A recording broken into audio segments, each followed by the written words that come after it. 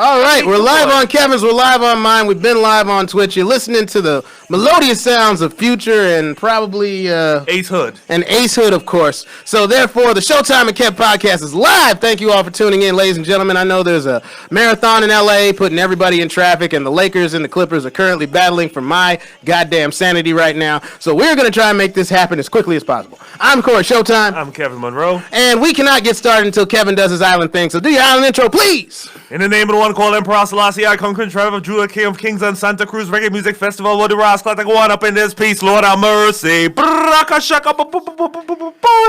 And we are moving, ladies and gentlemen. Thank you all for tuning in. If you're listening to us digitally in the future, if you're listening to us right now, watching us on Facebook Live, that means you really don't have much to do on Sunday, and I appreciate you spending time with us. Kev, how you doing, bro?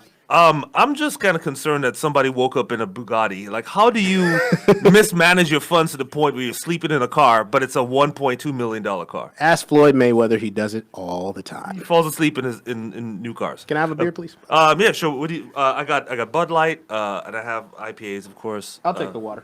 I don't know. Some people like that stuff. Yeah. Some people do, and then there's people with good taste. I see. Oh, okay. Speaking of, this ain't even Bud Light. This is Budweiser. Okay, that's a little bit better. What the fuck is that on top of this, man? Let's see. What is that? Oh, yeah, just a leaf from a salad I stuck in my bag. I was about to say, like you bring in beer from the fucking forest, like. No, I mean like a good third world person, I refuse to throw away food, so I will like wrap food up in a napkin and take it home, like when I eat at a restaurant. Oh man, you have not gone Hollywood on us. I refuse to throw away food. Like so sometimes it'll just be $100,000 car refuses to throw away food. There's be food in a napkin. Yeah, it's a habit that will never go away. Like I'll be that guy. Our station director Paul, who is an avid Clippers fan and the only one I have ever met, and I'm pretty sure the only one in existence other than Billy Crystal, is losing his shit right now. So I'm assuming that the game is getting closer, and I'm not gonna look at him. I don't go Lakers, goddammit. Are there really Clipper fans? Like, does that exist? Yeah, Paul. I mean, how though? I mean, Paul is throwing up random gang signs right now because that's what Clippers do. They don't have anything established. They're just making it up as they go along. I mean, there's Billy Crystal, and there's Clipper Darrell. Like, that's it. Like, everybody else is just there for the cheap tickets. Doc Rivers isn't a Clippers fan, and he's on the team. Right, exactly. He's like, I hate you niggas. Like, I'm pretty sure he played on the Clippers at some point. He's like, oh God, how did my career end up here? Because before 2015, if you played for the Clippers, and this is no disrespect to you, Paul, or the Clippers organization, but before 2013, I want to say, whenever CP3 got there, Blake Griffin and all them. Yeah, the Clippers is where they were sending you because you were too good to go to the G League, but you weren't good enough to play for a good team, so somebody wanted you to suffer. Yeah. I mean, that was basically the basement. Like that NBA purgatory. Yeah, they did not care about you. Didn't care about your family. Didn't care if your kid has shoes on. Like the owner didn't give a literal fuck about you. Not in the slightest. Not in a little bit. Back when everybody was getting private jets, and there was a couple teams like in smaller markets like Milwaukee that had to fly commercial, but they were still in first first class. He would make them fly coach. Damn. Yeah.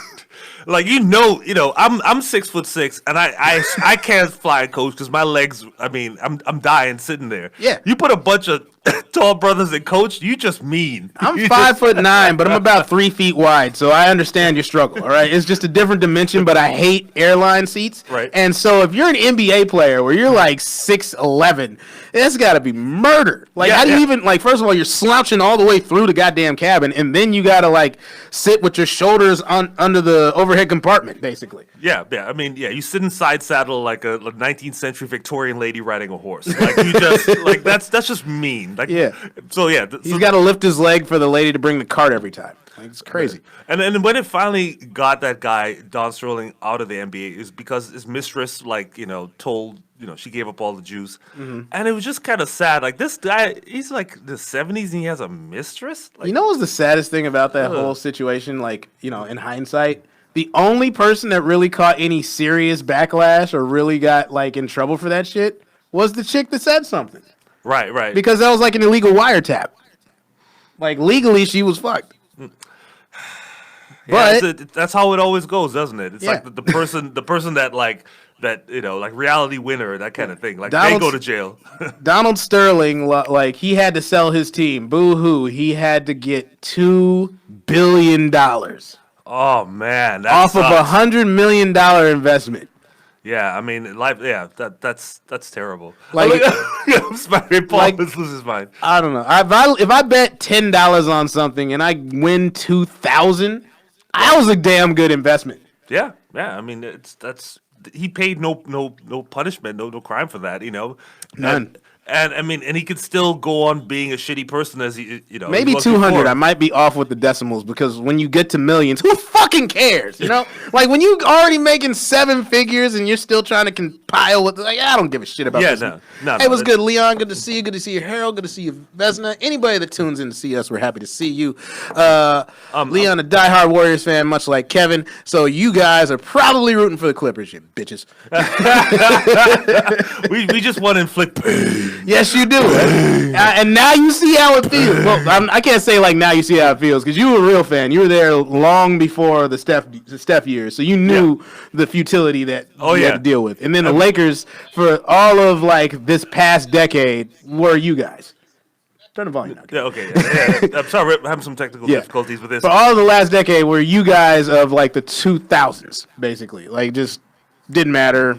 Pretty bad, towards the bottom. We're worse than the Knicks for this decade. Yeah. We're worse than the Knicks. What's happening with the Knicks right now, man? They threw Spike Lee out. I mean, how you gonna throw out? That's like, can you imagine like them throwing Billy Crystal out of the Clippers game right now? Nah. It's like, dude, Billy Crystal be like, dude, I'm your only fan. Here's the crazy thing. I'm your only celebrity fan. How would you do that? Here's the crazy thing, and knock on wood, because I don't want this to be seen as disrespectful.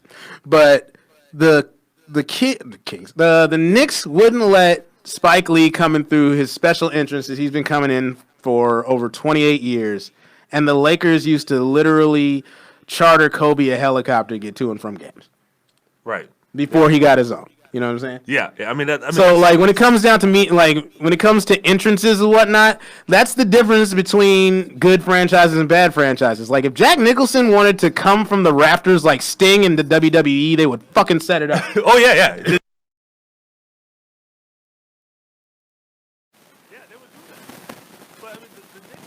Man, like they've been relevant since Patrick Ewing left. You know, in Actually, they haven't been relevant since Linsanity. Those wonderful 2 weeks. Oh, that's right. They did have Linsanity for a minute. Yes. By the way, shout out to Linsanity. He's playing in China right now, and he's mad too. He's like, the NBA doesn't want me anymore. I'm like, dude, you're playing in China. You're a god. Yeah, there's a much bigger market value. There's way more people watching any random Chinese game than an NBA game. Yeah. And Just off of sheer numbers. And dude, you're Chinese in China. What more you want, man? Like you went from a demigod to a god. Yeah. Okay, so please stop crying. Exactly. Half Joe, good to see you. And yeah, you're in China where they put up they've literally immortalized Stephon Marbury. Right. Like you got a good shot at being a legit deity over there. Yeah. Hovering above all, getting tithes, all that shit. Yeah. For real. 72 virgins. I don't know what religion they have in China. I'm just saying, like, you would be a god over there. And you got a ring. Yeah. And you didn't even have to play to get the ring. Come on, dog. I forgot. I had no idea. Yeah, he won with Toronto. Yeah, that's right. And you have a ring. Like people. Why are people always complaining that have like the most shit? Like, what is wrong with people? Like It's an American thing. I don't know. I think it's a human thing. Like people just don't understand like what they really have. Yeah. Because he was crying when he got cut by Toronto. He's like, oh, I think the NBA is done with me, and I just feel so awful. My dream is over. Oh, dude, yeah, and you got like 30 mil plus endorsements, plus a ring, plus you played in China with Chinese people. You know what's funny? Yo. I was listening to Bomani Jones's podcast. Shout out to Bomani, who's definitely not listening to this. But he was interviewing Stephon Marbury about his time in China and everything. And he was talking about how or Stephon was talking about how when he was over there doing what he was doing back, when he was on YouTube eating the Vaseline and whatnot, and everybody thought he went crazy.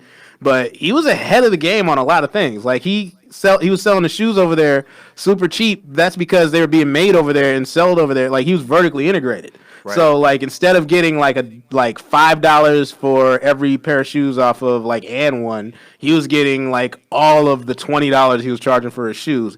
And I don't know how many people are gonna buy your $20 shoes in America. Right. But in China, if 2% of the population buys your shoes, 2% of a billion is a lot. 2% of 1.6 billion, Kevin. Right. So 10% of 2 billion is 200 million. Okay, and so you split that in half. That's 100 million. So 100 million times $20. Yeah, that's billions in your pocket. Yeah, Steph's doing fine. Yeah.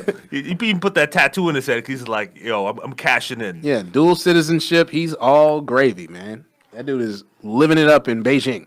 Well, yeah. I mean, I know he said he hates Chinese food, but there's McDonald's there too. How do you hate Chinese food? I mean, well, maybe it's different in China because, like, there's a big difference between Panda Express and what they use to feed 1.7 billion people. Yeah, no. It's provincial. The food is different all over the place. I don't want to speculate and get into stereotypes, but I'm pretty sure things have gotten pretty desperate when you're eating bats. I mean, like, I just got to know, like, who decided that looks delicious? Okay. I gotta know. Okay, I don't think they ate the bats out of desperation. I just think that they're more epicurious. That's the term they use, which is like they want to try different things. Thank you for explaining that one. So eating earthworms and other like fun things like that is just an experiment. Oh. But I mean, the original story of the coronavirus is apparently like there's this thing called like a community pot where everybody like you put up a broth and everybody throws whatever. So someone caught a bat and it's like, here, this is my contribution to this weird gumbo we're all gonna eat. It's Chinese gumbo. It was flying around my house. I slapped it with a broom, and now we're having it for dinner. I just feels like the cheap ass neighbor that's like, hey, here you go, like. God, like, I mean, just like think about this, people. Like, imagine just how hungry you would have to be to eat a rat or a mouse, right? There's not much to it. It'd be hard to like, butcher or whatever to get past the bones. You pretty much just got to crunch into it in one giant piece. Right. Now, imagine that flying. Right. That's a bat. Yeah. Yeah. Like, there's no good reason to even want that. Like, I don't understand it. I just think it was one of those neighbors that just didn't have the money to buy some real meat and, wanted to participate because when you get into the gumbo situation, you're getting the neighbor's good meat too. Oh, wow. So you can't just show up empty-handed, right? But you don't have to bring the best stuff. Yeah. So if you've ever been to a potluck, you've seen that happen where somebody just comes in, like throws like a bag of chips on the table and then starts eating the steak. Well, from what you know what I mean? It's like, yeah, we all got that friend at the barbecue that brings plates and leaves with 7. Yeah, exactly. Like how you stacking plates right now, dog? You came here with you brought plastic cups. Yeah. But yeah, like from what I've seen from like them eating bats in China is like it's actually like a delicacy. Like it's like in special restaurants they have like bat wing soup, and I'm still just like, I don't care how much money I got. That don't seem like something I want to eat. Yeah, nah. I mean, just looking at him, like I don't even want to look at him. Yeah, I've never seen a tasty looking bat in my life. Man. Plenty of fish that I've seen, like, oh, that probably looks delicious. That probably tastes delicious when you cut it open. Nah, not a bat. Never. Bottom line is Chinese gumbo is fucked up. Stick to the New Orleans version, please. Oh, yes. It's so much better. And the New Orleans version literally has shit crawling out of it. But like, nope, I'm good with that. Yep. I've been to the French Quarter Festival, man. Get back down and yeah. They put all kind. They put catfish. They put shrimp. They put like cow foot. Like they might put cat. They never know. They put. I mean, it looks like a zoo in there, man. But it tastes delicious. You were just in New Orleans, right? I was, and I had it, and it was great. You know what's funny, though? Like, had a lot of great jambalaya, a lot of great Cajun food. The gumbo, hit or miss. Really? Yeah, I was looking for it. I was going to places people suggested. I'm like, man, they must be having an off day or something. Because I came back home, and Milan's family was having a gumbo cook-off, and whatever they brought home was way better. Huh. So I'm like, I must not have gotten the full, Bayou experience. I got everything else that was great. The beignets, all that shit. So we put the ankle in it. Yep. Crawfish, all that. But speaking of this whole coronavirus thing, here's how serious coronavirus is right now. Costco has stopped giving out free samples. Yes. It's not a game. It's not a game right now. It's not a game. Look at this. You didn't know?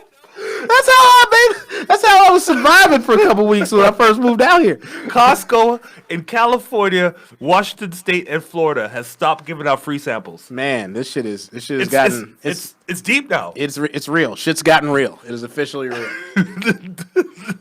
I mean, yeah. When I saw that, I was like, all right, okay, we need to stop. Like, this is a national emergency. You tell me we can't have free hot dogs at Costco no more? Nope. Well, you can't get you never could get free hot dogs, but it was practically free for what they charge. Well, if you go around like three times, it's equivalent of one hot dog. There's usually a corn dog lady. If you have 3 of those things on a stick, go around a couple times, it's equivalent of one hot dog. Yeah, Costco is good for that. Like they're like between the samples and their food court, like they keep it cheap as hell to eat because you're probably spending $1,000 on groceries, but. Right. Yeah. As you're wheeling out industrial size jars of mayonnaise or whatever, and like a bale of toilet paper for a bale of toilet paper. Yeah, for reasons. Yeah, you get the free little hot dogs on a stick and the free, but that's done. That's done. Matter of fact, I'm gonna pose as a question of the day, folks. What is the most abstract, ridiculous, large amount of shit you've gotten from Costco? Like, what is the largest ticket item you've gotten from Costco where you're like probably still using it 3 or 4 years later down the line? Yeah. I'll type it out. I've got a 20-gallon drum of mustard for reasons. But yeah, I mean, so they're concerned about health and safety, and because what they're concerned about is people, they talk and they spit on the food, and then it's more than the usual, amount of spit that you're eating from other people when you eat free samples. Yeah. Well, you're breathing and eating people's spit all day long, just between like microscopic stuff, and that's literally how it's being passed on. So they're trying to limit that by having less contact between the people. So I get that. In fact, I do sampling in my other job. My other day job is what I do, but it's like with liquor, so the alcohol killer. Yeah. I mean, yeah, you don't have to worry about liquor samples. Mm-hmm. But I mean, some of the stuff they're saying about how to prevent it from spreading is ridiculous. They're like, oh yeah, use antibacterial soap. It's a fucking virus. It's not a bacteria. So antibacterial soap will not cure it. No, they're just trying to, like, antibacterial. What about hand sanitizer? Does that work? No, because, again, that is also antibacterial. Well, they have sold the fuck out of hand sanitizer. That shit is you can't get anymore. That shit, it's going for more than heroin on the black market right now. Which is really stupid, because that doesn't do anything. It's a virus. It's not a bacteria. Like, I know all of us didn't go to high school chemistry or biology, but... Kevin, this is America. Most of us didn't graduate from high school. It's not a bacteria. So hand sanitizer will not do shit. The only reason they want you to wash your hands vigorously is because it keeps the virus off of your hands. That's the best it can do. You can't kill the virus with a bacterial soap. And this is why we have Kevin here for the intelligent stuff while I make it stupid. And you're absolutely right. And I had no idea why. I was just kind of like going with the fact that, we've had swine flu, bird flu, all these other things that SARS, all these things that seem to come out of China every year. So I was just like, I think I'll be fine just off of GP. Yeah, you probably be all right. By the way, there's a boat docking off of the coast of Los Angeles right now, the Princess something, what it's called.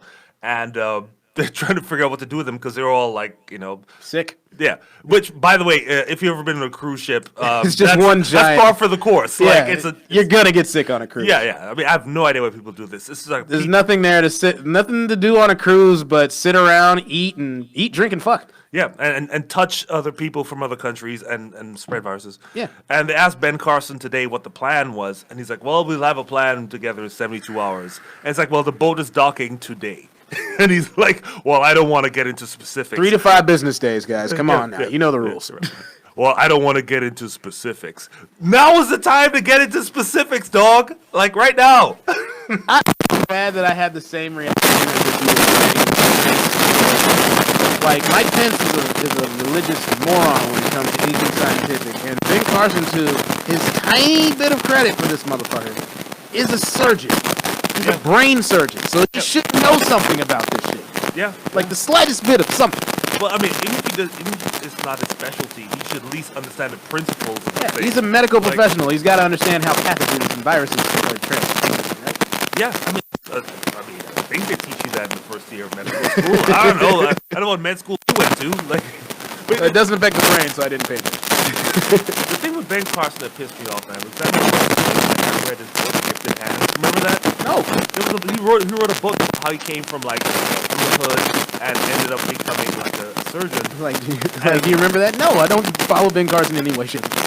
but like he's kind of like how like Bill Cosby was in the 80s. He was somebody to look up to, you know. And then the rapes come out. Yeah, in the black community, like he was like looked as, you know, he was like the first black general surgeon, and he separated a Siamese twin at the brain. It was like dude was like, here is black excellence. So he really knows what he's doing. Yeah, he actually knew what he was doing. And then I don't know what happened to the dude, but now he's like he cashed in. I've said it before, I'll say it again. I knew Ben Carson was full of shit when he married a Beagle Boy. I'm like, have you seen his wife? I'm like, dude, you're a surgeon. You got money. Do better. What's wrong with his wife? Google her. God, is my computer going to blow up? No, but I can't wait to see the look on your face in this reflection. I swear to God, Ben Carson's wife looks like Ma Beagle from the Beagle Boys. Dead ass. And now he gets it. Oh no! She looks like she's trying to steal money from the bin.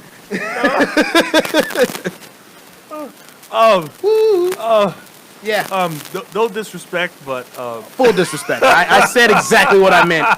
I said it how I meant it, bro. You got money, you made something of yourself, and that's what you settled down with.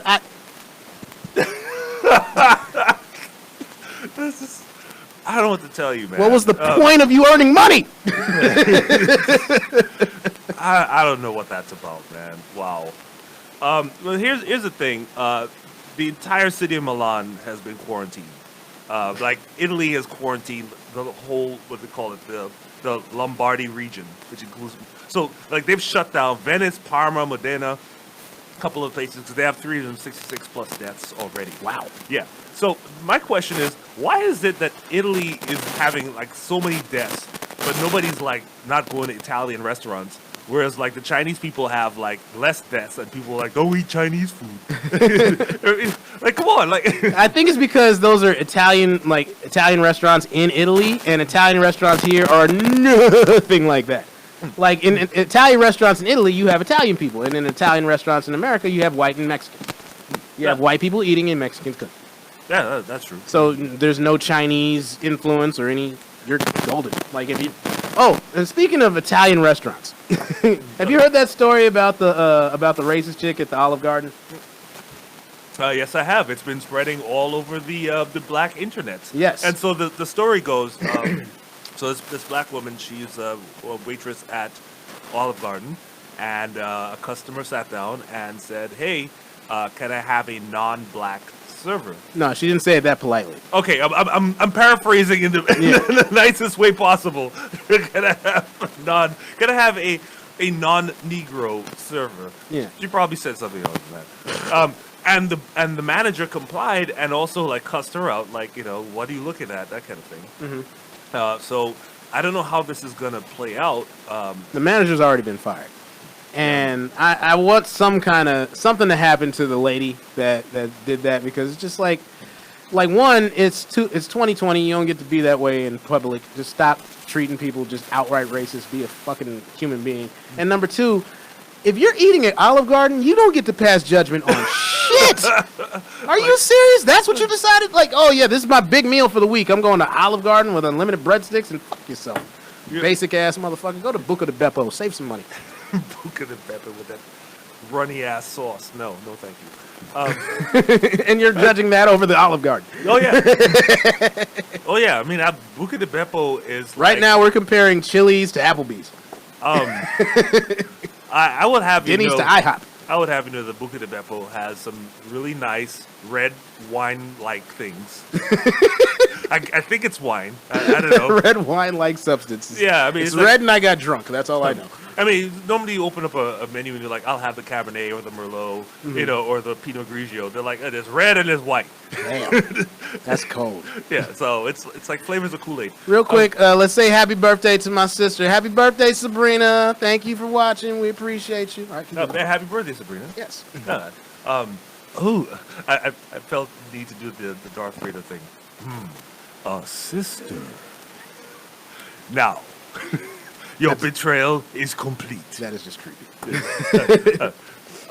Wait, so I'm sorry. We were talking about Olive Garden with racist people, and then you were going on a whole thing about how Buca de Beppo has runny sauce. Yeah, it's pretty bad. Like I don't understand like why they exist, but I mean they have red and white wines, so I guess that's something. Yeah. But the whole thing, I feel like that generation of people that are just like flat out racist, they're kind of dying out. No, they're not. I mean, there are younger people that are coming along, but their racism is different. You know, they situational racism is what you. as opposed to I won't have my breadsticks be brought to me by this Negro. Well, apparently that's still a thing, Kevin.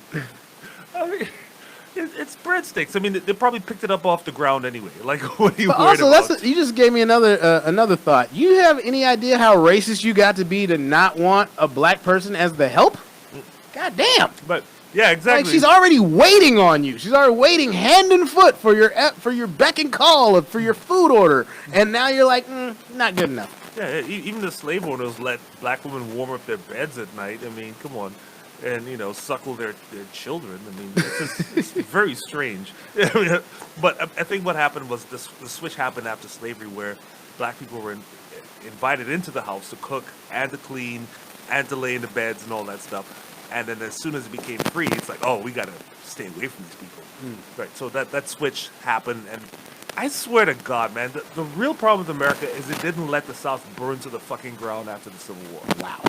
That's really the problem. They had the choice. They could have said, okay, all you guys that were from the Confederacy, you all go to jail.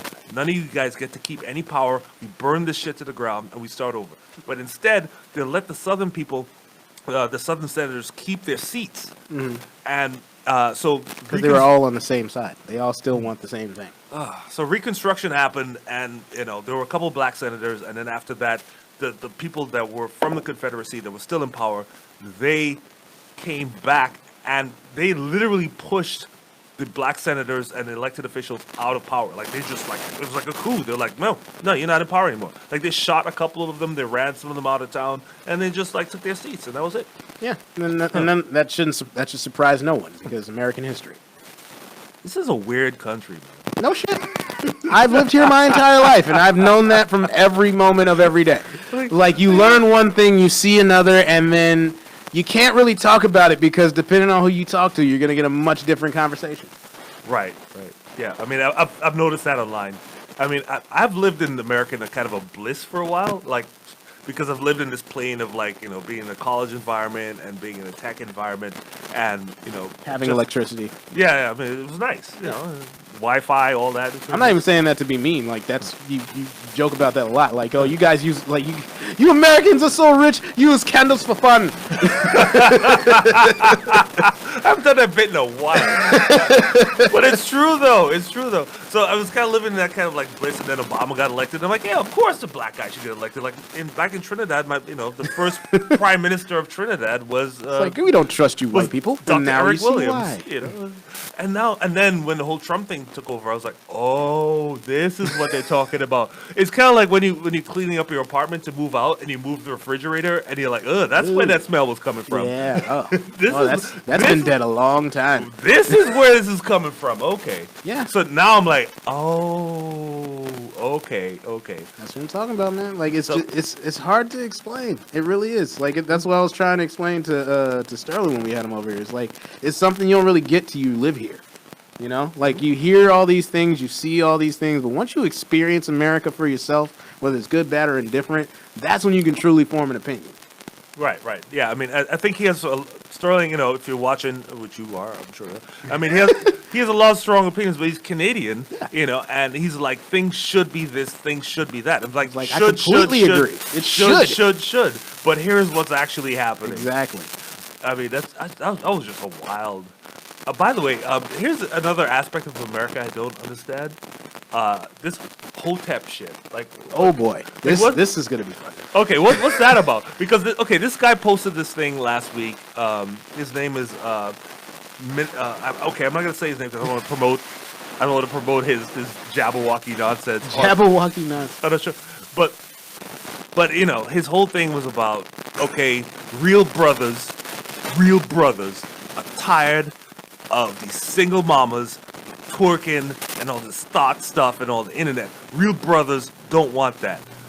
And I'm like, you're like the millionth Hotep dude to say some stuff like this to get burned to the ground on the internet. Like, have you not seen the ratios? Like, They finna drag you. yeah, exactly. Like, dog. Like, it's like a million of you guys have said this and have gotten beat to the motherfucking compound. Like, No. what makes you think that you have a new? I understand the depth of the message. You know what I mean? I understand, like, saying, like, you know, like, we should be more, we can be more mature, we can do better. But ladies, if you want to twerk on Instagram, I'm just sitting there wasting time. Please, by all means, shake your butt cheeks. It's wonderful. It's good for everyone involved. It helps you lose, like, it lowers your stress levels, it lowers our stress levels. You know, it's just the internet. The internet is a cesspool. We're all there for whatever. But I get the overall of it, but, like, to further into the point of Hoteps, and I'm really not I don't want to risk the wrath of the Black Hebrew Israelites because I completely, honestly have no idea what they are. Like, honestly, the first time I saw a picture of the Hoteps, I thought it was like, oh man, these black guys are really into Game of Thrones. I had no idea. Like, they had crowns and swords and shit. I was like, I didn't know niggas LARPed.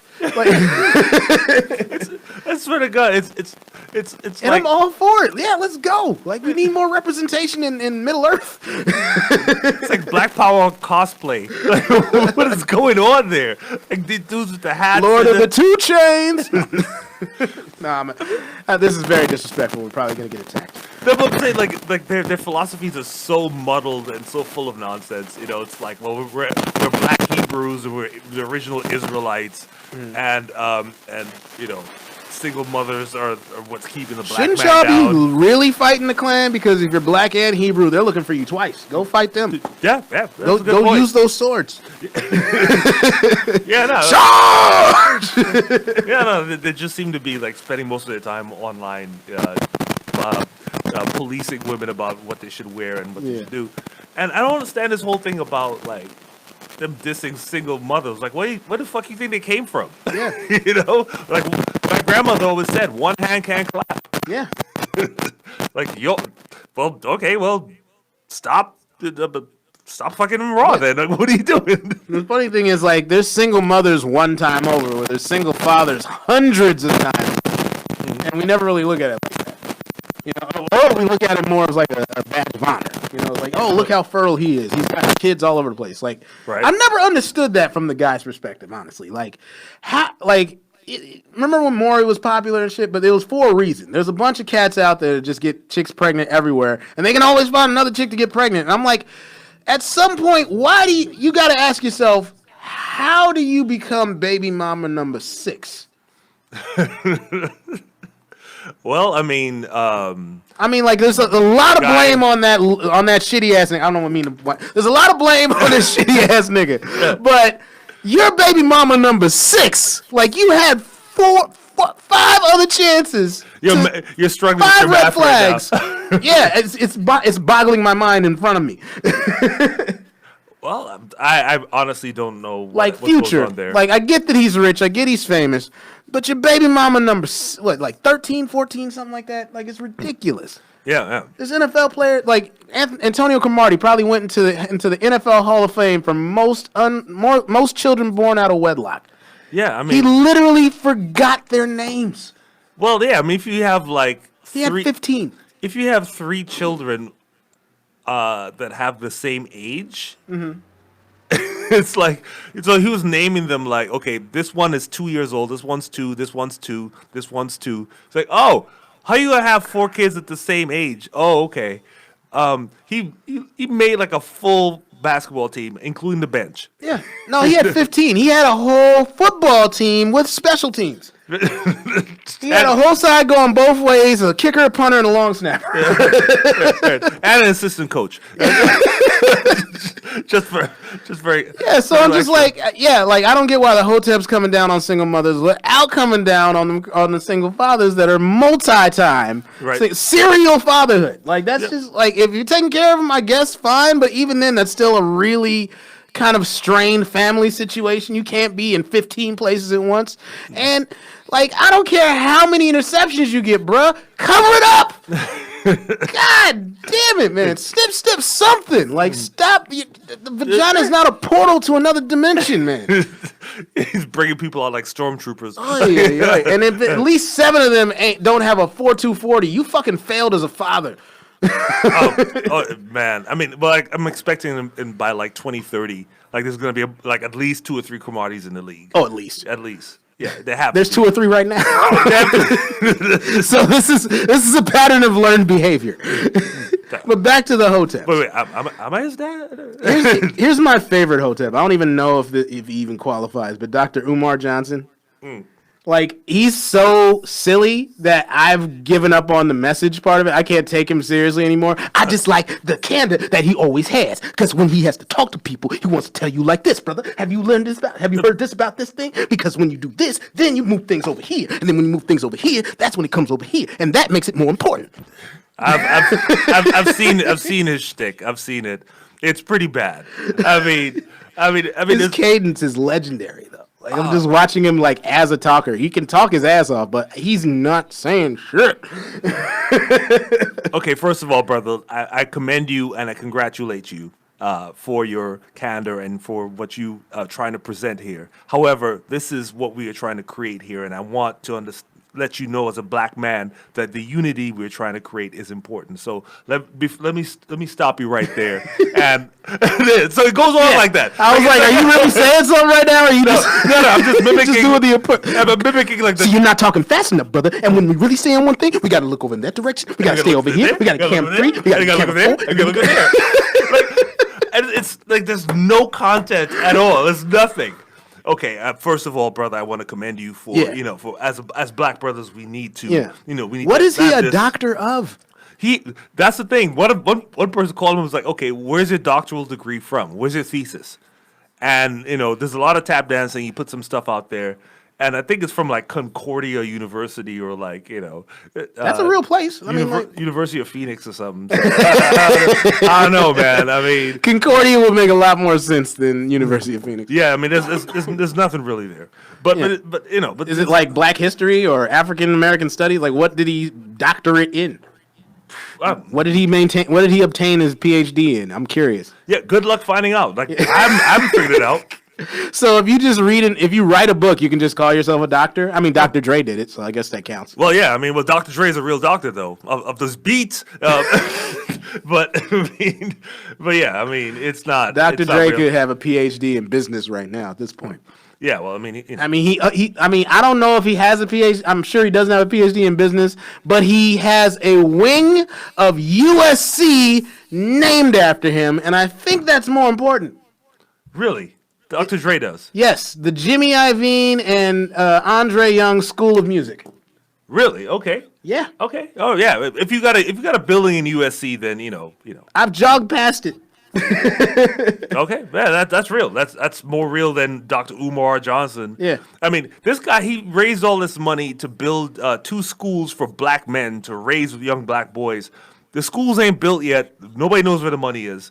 And anytime we try to ask him, he would start that. Well, okay, hold on, brother. First of all, LeBron didn't have to do all that shit. He's like, I want to build a school. 6 months later, oh shit, my school's built. Yeah. Let's go cut the ribbon. Yeah, because he has real money. I mean, this Umar guy is just he's a grifter. I mean, that's just how it is. Well, that's kind of the thing with religion more. But like, is Hotep a religion? I'm curious. Like, I'm not sure. Like, how does that? I mean, they are Hebrew Israelites. I guess. No, it's just a movement that infects black barbershops. Like, I gotta listen to this. I just came here for a fade, dog. I don't need to hear your theory on Israel. That is where all of the great philosophical debates have ever taken place, is the black barbershop. Oh my God! You know what? I'm to the point now. If Supercuts could cut black hair, I would go there. I'm sick of black barbershops. I'm tired of y'all, man. I'm tired. I love black barbershops, but you got to clear your day out. Like, there's no way you can just go in for an hour and get cut and leave. Like, nah. Like, you got to clear out like a Saturday afternoon, like 12 to 5. You're gonna be in the shop. Man, and you sitting there, people's cousins coming in, you know, everybody. I mean, dudes trying to sell you stuff. I mean, it's like, oh, no, I got you in like 20 minutes, man. Hold on. Dude, last time I went to a black barbershop, well, not last time. I remember the most distinct time that I went to one. Sorry, I just want to, like, pointing. I've had an experience where the guy's on the Bluetooth cutting my hair and arguing with his baby mama. I'm like, you need to calm the fuck down before you finish my haircut. That's par for the course. But the most distinct time I can remember, I was in a shop in San Jose or Santa Clara, like right there on the border when I was going to school. And it was crazy because it was all hip hop playing. One of the barbers was cutting with his shirt off. There was with his shirt off. There was people playing 2K in the corner. Nothing but trap music blasting. At some point, Patrick Willis came in. Really? Okay. Yeah. The linebacker. Former All-Pro linebacker at the time. He was playing at the time. He was on the Niners, so it was like really dope that he came through. It was like bless the place. Some dude was selling bootleg DVDs. Right. And at some point, a fight broke out. A fight? Yes. And not to mention, this was right next to a smoke shop. Like as soon as I finished my cut, I went and bought 2 blunts. That's. I wish I remember the name of this place. I want to give them a shout out because it was amazing. It was the best. It was the best barbershop I've ever been to. The fact that Patrick Willis goes there, he's like, nah, this shit is lit. Like, we need to be here. I think I just missed Ahmad Brooks. It's like half the defensive line went to that barbershop. Man. Well, why they got 2K in the corner though? Like, why wouldn't they? What out of everything I just explained to you, Kevin, that's the one you're having trouble accepting. Video games have nothing to do with the barbershop. Like, why would that even be there?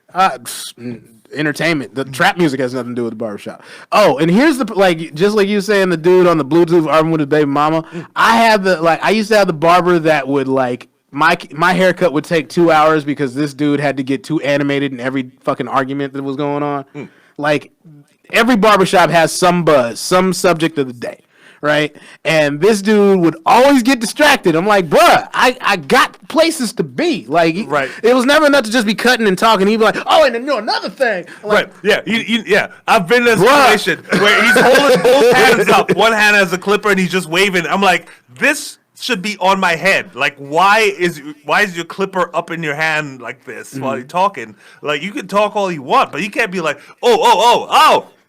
Like, you know what's crazy? I had to leave. I had to break up with a barber out here. It was a female barber. She was awesome. She can do designs and everything. But I stopped going to her because she did understand what an appointment was.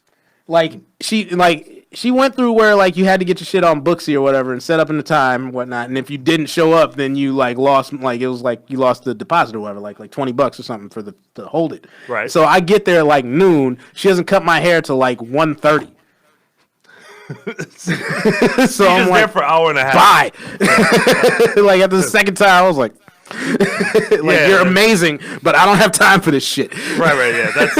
This is not an all-day ritual, It's not, being consecrated in the waters of the last straw was I came by, I knew she was gonna be late, so my appointment was at 1 o'clock. I showed up at 1:30, and then I got there, and she's cutting some other chick's hair, and there's she had rented this private little office place at the time before she got to another spot, and I go in there, and she's already cutting some other chick's hair, and there's kids playing where I can't even open the door. They're playing in front of the door, and they're like, yeah, just wait outside, and I'm like, okay, and I never came back.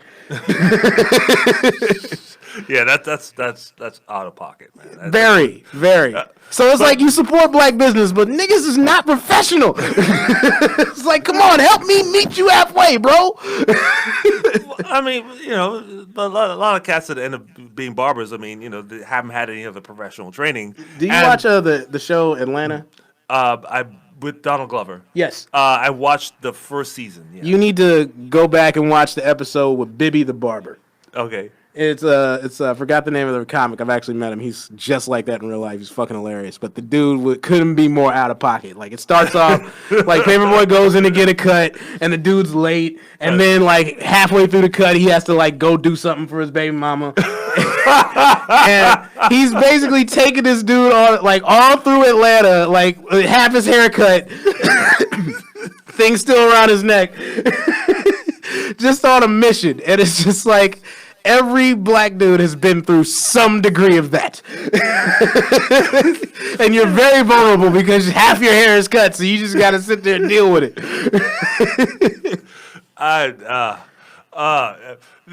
There really should be just black barbershop stories. Like, Oh my God. You know. LeBron's most popular show is that. It's just him sitting in the barbershop. Yeah, and you notice like throughout the entire show of the shop, like maybe one person gets a haircut. Yeah. Like, maybe. But that's by design because LeBron doesn't really have that much to cut. Shout out to LeBron with his fake ass hair. And I don't understand why it's like that. Like LeBron, I know you're listening, so I'm talking to you personally. Listen. Well, he's playing a game right now, so he's probably not listening right now. Well, he's gonna listen to this. LeBron, you are a multimillionaire. You are a father of some wonderful children. You got a beautiful family. You've been successful in basketball and business. You have nothing to prove to anyone. Let it go, bro. Let it go. Like, why do you have any insecurities? Why do you don't need hair? Stop putting that dead shit on your head every game and acting like we don't see it. Yeah, it really looks Stop bad. gluing that carpet up there every game, man. It looks like a bath mat by the third quarter. Fucking stop. We get it. Yeah, it looks like a black washcloth. Yeah. I mean, like, come on, man. Like, come on, man. Like, And the funny thing is, like, he's got it to where, like, he's got it restored at the front to where it looks decent enough. But as soon as he turns around, you see this Clyde Drexler fucking streak in the middle. Right. Like, he's not going bald. He's going like George Jefferson horseshoe. Yeah, he looks like a middle school principal right now. Like, you just need to let that stop it, man. Bar the gates. The children at the doors. Like, shut those doors. Don't let them through. You smoke crack, don't you, boy? Yeah, it's looking that bad. LeBron, stop. You are the most successful black man we have had this century. Yeah. And I'm talking about Barack Obama. You are the most successful black man this century. Let it go. You're good. Yeah, like Frozen, man. Let it go. I mean, you know what else has the funniest hair in the NBA is the Doc Rivers. Oh my God! Doc, yes. how you have a hairline but no hair? That's I don't say how that works. You got a hairline. Doc Rivers is my favorite GIF online. You know that one where he's just like, yeah. You know, that blank stare. Yeah. And I use that on Milan all the time. And she's like, who's lining that up? How you got a hairline but no hair, dog? Like, yeah, she's like, who the fuck is lining that up? Like what barber is sitting through and just cutting those 6 hairs? Like, just making that. But, I mean, my dude, like come on, man. Just come on home, bro. Yeah, like, Doc, you're bald. You are bald. Like, stop. Just shave whatever little stubble that shit is, or grow it out. I don't know. Why are you keeping a -2? Like that little. You know, like the barber clippers, like, oh, let me get a 1. They keep it like I want a 2 on top and like a 1 on the side. Like, no, he's got a -3 all over. All around. He's got an even -3. Except for the line. Like, how? Yeah, he's got a perfect hairline and no hair. I'm like, do you draw that on? Like, what are you doing, bro? That's just a beautiful thing, man. Hey, Paul, what was the final score? Yes! Yes! Ladies and gentlemen, my friend here, a Los Angeles Lakers fan. Go Lakers, baby! We were broadcasting all through the game, yeah. But we have a sense of how things are going because we're watching our producer, Paul, grimace and scream. As soon as I mentioned Doc Rivers, he tried to dick down to the show. Like, oh, shit. He's trying to dip down the seat. Man, shout out to the Lakers, man. Yes, they are doing wonderful things. We're doing it for Kobe this year, man. Rest in peace, Mamba Sita, all those other people on the helicopter that horrible day. Yeah. I mean, that's that day will live in infamy, man. It will. And I mean, yeah. I mean, could you imagine if the Lakers win the championship this year and Kobe was around? To like officially pass the torch. Oh my God! I mean, that would have been amazing, right? Yeah, that would have been. First of all, there's bad enough traffic in this city, but like the whole city would have went to a standstill because everybody would be trying to get to Figueroa, for that parade. Yep. I mean, like I mentioned last week, like I worked on 8th and Figueroa, and when I was trying to drive to work, like it was crazy. I parked and I walked to Staples Center. And it was nuts. The place was just, it was like a mural, man. Yeah, I was happy. I was glad I was able to go there while it was there. Because like I was avoiding it for a long time, obviously. Because it was weird. Like we talked about this a couple episodes back, but I was weirdly emotional for that. Like, I mean, I don't think it was weird or whatnot, but like, there's a lot of feelings guys really don't have, especially you're raised in America with a certain level of toxic masculinity, where you're just not sure why you're so sad. You know what I mean? But it's like you lost an icon, a hero, not a father figure, but a role model. So you're saying you felt some feelings? Yes, I was definitely feeling some type of way about it, and like I honestly didn't know how. It was kind of scary because I didn't know where it was coming from. It was like I didn't know Kobe. You know what I mean? Like we weren't friends and shit. Like it'd be one thing, like if you pass away, I'm be fucking upset. Like like I know you personally, I'm gonna be really hurt by that. But like Kobe died and I was crying like a bitch. I'm like, what the fuck is wrong with me? Well, you should feel some emotions. I mean, it's. Anyone who dies in any tragic manner should provoke emotions in you. Otherwise, there's something wrong with you. Very true. But especially somebody who like symbolized so many things. I mean, I don't know. I mean, I don't feel like most Americans. I mean, New Orleans again is an example. So when people die, like they have parades for them. That kind of thing. So second line is a motherfucker. Yeah, second line is. I mean, so that's how I want to go out. That second line. Oh man. Yeah. That is a party. But I mean, I don't think toxic masculinity extends to like most American men. I think it's just like some of the men that are kind of held up as like our examples have that going on. But it's not. I mean, like black people, like we get into it. Yeah. I mean, put a name on a T-shirt. Cry for your brothers that died. That kind of thing. I mean, we don't. We're not like, but we also have that off. we have that whole culture of being tough, being hard, being strong, being resilient. Especially you have to live through this country. Right. Real thugs don't cry. Let the lyrics cry. Yeah, but if you don't, you will probably have a serious mental handicap. Because it's not normal for anybody to like hold all that shit inside. So I think with Kobe passing away in the very tragic way that he did, it gave a lot of people a moment to like have a moment with those feelings. You know what I mean? Right. So I guess it was good in that sense, but at the same time, it's like still like, dude, fucking Kobe dying with his daughter, like in the middle of the season, in the height of his like. Popularity and like, being like couldn't have been at the more like he had already peaked in his career, but he was peaking in life. He was still going up. Like there's still more things he was going to do. Yeah. I mean, he won an Oscar and all that. Yeah. Oh, Andrew says men need more spaces and people who allow them the space to have a full range of emotions. Absolutely. And I agree with that. Yes. Yeah. Men need to have to express their decent emotions. Otherwise, they bottle it up, and then next thing you know, we're at a bar, like punching people. Kobe! That's not the way. Mourn Kobe, but don't punch people in the face for Kobe. Don't do that. Dude, Bill Burr had the best bit about that when he, like, and excuse my language, but this is the actual bit. He's like the whole "what are you a fag" thing. Yeah. Where he's talking about like anytime an adult male has the urge to like, pet a puppy or admit a baby's cute or, just do anything like, have some bananas on their pancakes, your friends are going to come behind like, what are you, a fag? And you can't enjoy a genuinely happy moment. Right. Because you got to be this tough guy all the time. Right. And that's what it is. That's what that what are you a fag thing was going to my mind while I'm crying about Kobe. It's like, you didn't even play for the team. What do you care? What are you, a fag? Like, that's what going through my head. Shout out to any gay people out there. I never meant it like that. I never meant it like No, you're taking that out of context. Get me canceled.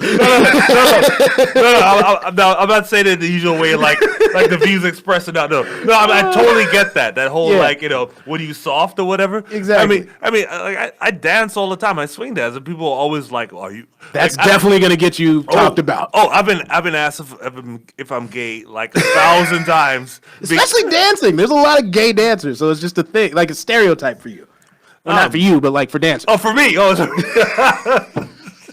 Oh, Yeah, well, I mean, but that's the thing. Like the idea that you're expressive or you're emotional or any of those sort of things. I mean, it's ridiculous idea that only women have that capacity. Exactly. Or You know. only women or gay people apparently. Yeah, or gay guys. Yeah. I mean, why should only women or gay people are human apparently. Yeah. Why should gay guys get all the fun? Like, come on. Like, I want to dance and cry sometimes. Crying is fun sometimes. And the funny thing is, if you're a dude and you cry in public, like, people are terrified. They're like, he's about to kill somebody. Yeah, that's very like matter of fact. You see a random white dude with glasses crying, run in the opposite direction. He's gonna blow. He's about to shoot up the whole building. You know, like that dude just got bullied and he's on his way to the gun store. Fuck that shit. But we should normalize that. You know, where it's We really should. It should be okay to like just be having a day. You know, but just as a guy, you're supposed to. Like a lot of us have been raised to just hold that shit in, you know, and that's how it manifests into a bar fight, like you were saying earlier. Because eventually that shit's gonna come out, you know. Pressure bust pipes. Yeah, I mean, and it gets really bad. Mm-hmm. Like I remember, like the last time I cried in public, I was at the I was in Fillmore, and I was in a suit because I forgot who it was. I think a cousin of mine passed away, something like that. I was just kind of like thinking about him, and I just had to sit down and just like I just started crying because I was just thinking about him, and it was just. And it was ugly cry, like boogers and everything. And somebody walked up to me and they were like, "I don't know what you're going through, but it's gonna be all right." And that was it. But I was just sitting there. It kind of hit me at that moment, and you can't escape that. Yeah. You know, you just gotta let that flow through you. Yeah. Yeah, and I was just it was hard, but I mean. But can you imagine somebody rolling by? What are you, a fag?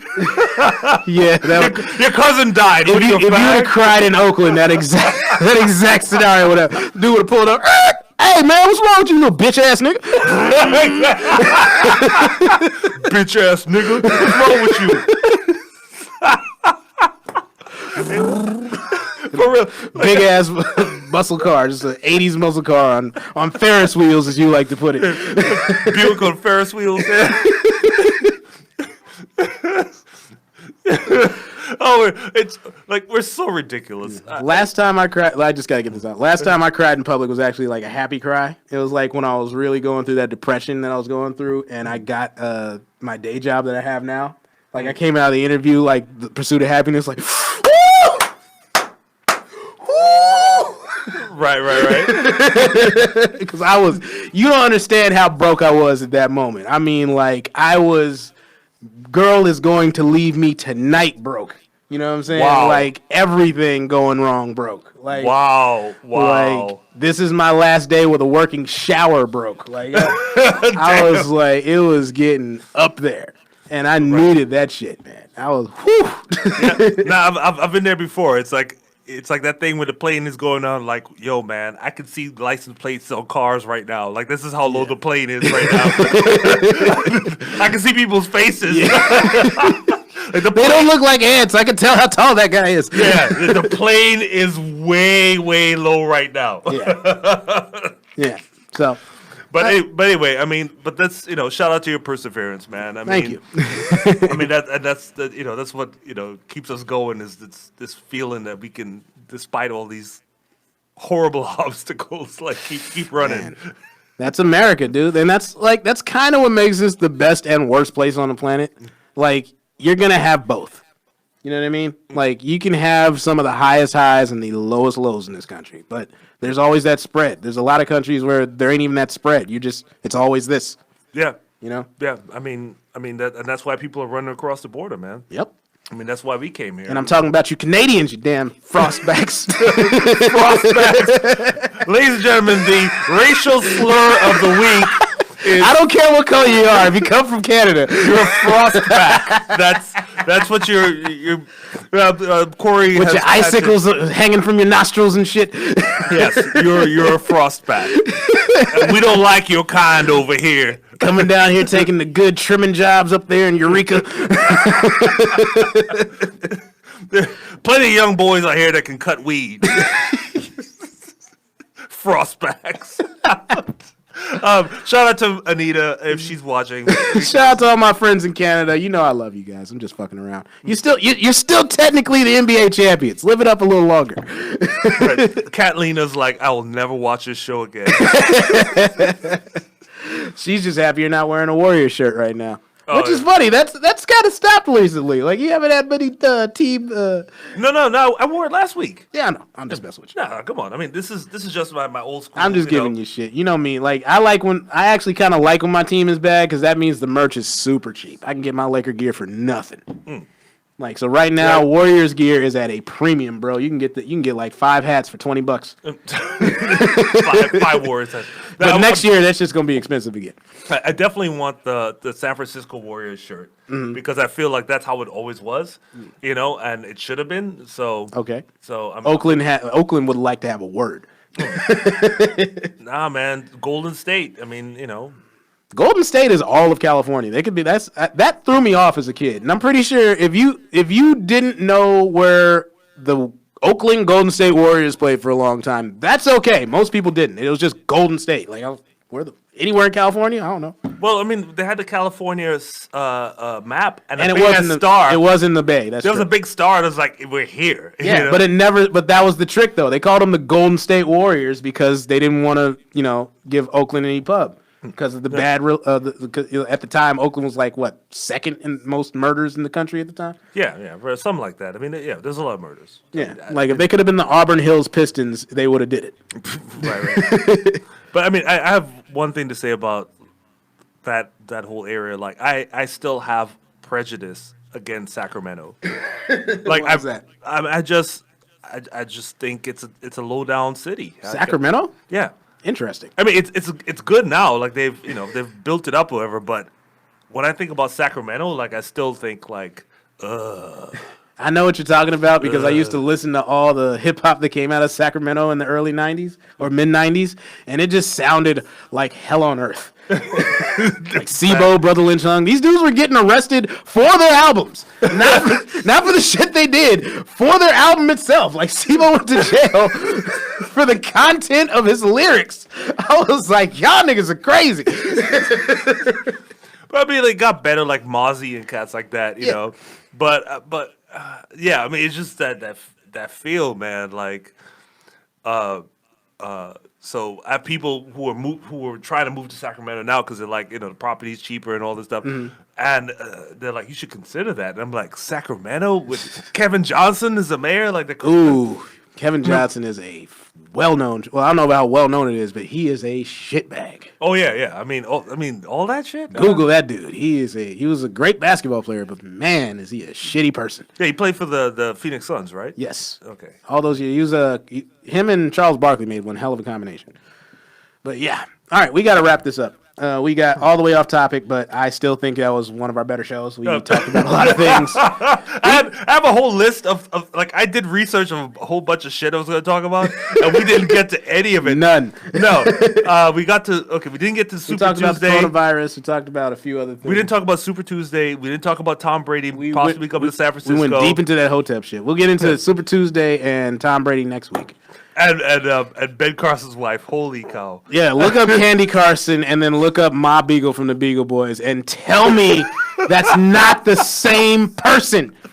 With a wig. Prove it to me. I'm really sorry.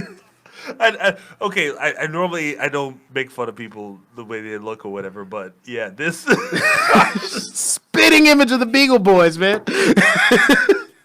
I wish I didn't know that. Yeah. Anytime I see her, I want to call Scrooge McDuck and tell him to be careful. Your money is in danger. Curse me kilts. Where's Gizmo Duck?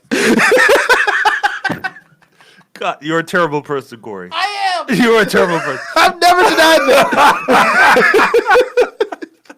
All right, y'all. We got to wrap this up. We're obviously more entertained than you are, but we had a great time. I'm Cory Showtime. I'm Kevin Munroe. You got anything you want to plug, man? No, I'm not doing anything next week. Gotcha. I'm at DNA's Comedy Lab Friday the 21st. Friday the 20th. I'm at the Savage Henry Comedy Club on the 21st. I'm at the Crow's Nest on the 22nd. All up and down Northern California. Come see your boy. Follow me on Facebook and Twitter at Cory Showtime. All right. Thank you guys so much. You ain't got to go home, but you got to get the fuck off my internet, man. They charging me for this shit. Peace. Peace out.